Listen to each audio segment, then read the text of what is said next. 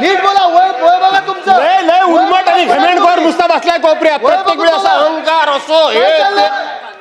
मुंबईतील पावसाळी अधिवेशनादरम्यान विधानसभेत जोरदार गदारोळ झाला. विरोधी पक्षाचे आमदार आक्रमक झाले असून आदित्य ठाकरे आणि भास्कर जाधव यांनी सरकारवर जोरदार टीका करत सभागृहात तीव्र भूमिका मांडली. कोण आता उत्तर देणार आहे मला माहित नाही. राधाकृष्ण विखे पाटील जी देत आहेत महसूल तुम्ही देणार. चर्चाच बंद करून टाकतो. मग काय चर्चाच बंद करून टाकूया. कशाला तुम्ही त्रास कशाला तुम्हाला द्यायचा. मग तुम्ही देऊनच टाका उत्तर. काय परिस्थिती काय राज्याची. महसूल मंत्री नसतील, पुनर्वसन मंत्री नसतील, राज्याचे 2-2 उपमुख्यमंत्री आहेत. मी मुख्यमंत्र्यांचं समजू शकतो. आणि तुम्ही जर उत्तर म्हणजे तुमचा मी अवमान करू इच्छित नाही, पण शेवटी महाराष्ट्रावर एवढं मोठं संकट आलेलं असताना तुम्ही जर अशा पद्धतीनं केवळ चटावरचं श्राद्ध उरकावं अशा पद्धतीने एखाद्या राज्यमंत्र्याकडून जर आम्हाला उत्तर मिळणार असेल तर ही चर्चा कशाला करायची अध्यक्ष महोदय. चर्चेमध्ये काय राहिलंय अशा चर्चा करण्यामध्ये. सरकार काय गंभीर आहे. इतका निग्लिजन्स असणं काय योग्य असं मला वाटत नाही. मी या ठिकाणी कुठलंही राजकीय भाष्य करत नाही.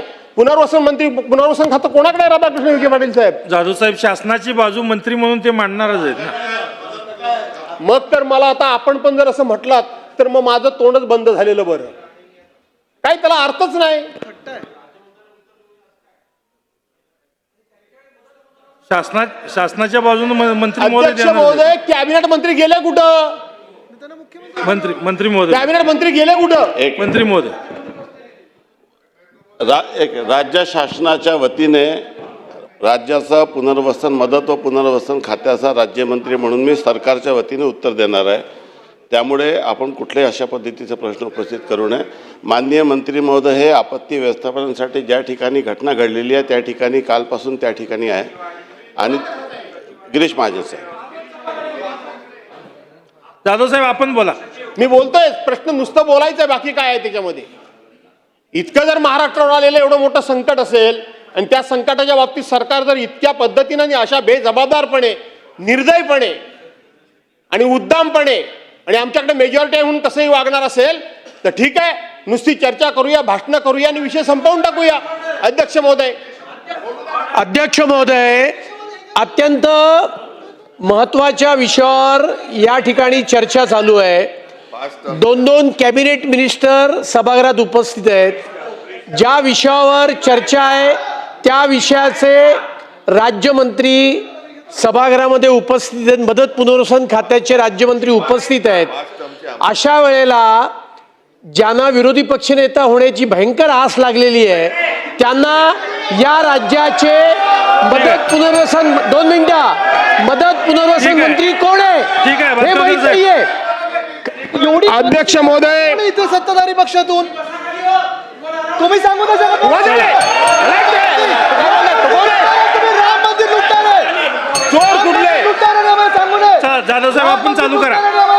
भास्करकर साहेब खाली बसा. भास्करकर साहेब खाली बसा. खाली बसा. सांगू नये. चला बसून घ्या. राम मंदिर बसून घ्या सगळे. चला नीट बोला. नीट बोला. नीट बोला. नीट बोला. वय वय बघा तुमचं. लय लय उन्मट आणि घमेंडखोर नुसता बसलाय कोपऱ्यात. प्रत्येक वेळी असा अहंकार असो हे ते. तुम्ही पण तुम्हाला अधिकार कोणी दिला. जाधव साहेब आपण चालू तुम्हाला करा. अधिकार कोणी दिला यांना बोलायचा. राम मंदिर कोण तुम्ही. जाधव साहेब आपण बोला. अरे राम मंदिराचे चोऱ्या करणारे आहेत तुम्ही. चंदा चोरा. ठीक आहे बसून घ्या. हा. आदित्य साहेब बसा. बसा बसून घ्या. आणि म्हणून अध्यक्ष महोदय. ठीक आहे ठीक आहे ठीक आहे. काल बघितलं मी पालन केलं संसदेपर्यंत. यांचं बोलणं अहंकारी आणि सगळं काय सर्वज्ञ मी आहे वगैरे अनेक वेळा मी बघितलं ह्या माणसाचं. खरं सांगायला गेलं तर मी म्हणजे सर्वज्ञ. पण आपल्याला तुमच्या मर्यादा लोकांना माहिती आहे. तुमचं ज्ञान लोकांना माहिती आहे. तुमची कुवत लोकांना माहिती आहे. तुमची झेप लोकांना माहिती आहे. सगळं माहिती आहे. काय नवीन नाही त्याच्यामध्ये. सगळं माहिती आहे आम्हाला. त्यामुळं तुमची काय ती एकदम असं मला तेवढं कळतं बाकी कोणाला कळत नाही अशी जी वागण्याची स्टाईल आहे ना.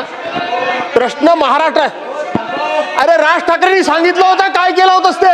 राज ठाकरेंनी सांगितलं होतं की त्यांच्याकडे गेला होता आणि राज ठाकरेंनी नितीन गडकरींना फोन केलाय. राज ठाकरेंनी मुलाखतीमध्ये सांगितलं होतं. कोणाला निष्ठा सांगताय तुम्ही. कोणाला निष्ठा सांगताय तुम्ही. अरे तुम्हाला घेतलं ना पक्षात कुणी म्हणून. मला काय शिकवतो तुम्ही. पक्ष बदलला नाही. राज ठाकरेंनी नावानिशी सांगितलं होतं तुमचं. तुम्ही राज ठाकरेंच्याकडे गेला होता. जाधव साहेब का पक्षपक्षाचं जाधव काढायचं साहेब काय? विषयावर आपण चर्चा करू. चला. आमा चॅनलला लाईक करा, बातमीला शेअर करा, सबस्क्राईब फॉलो करायला विसरू नका.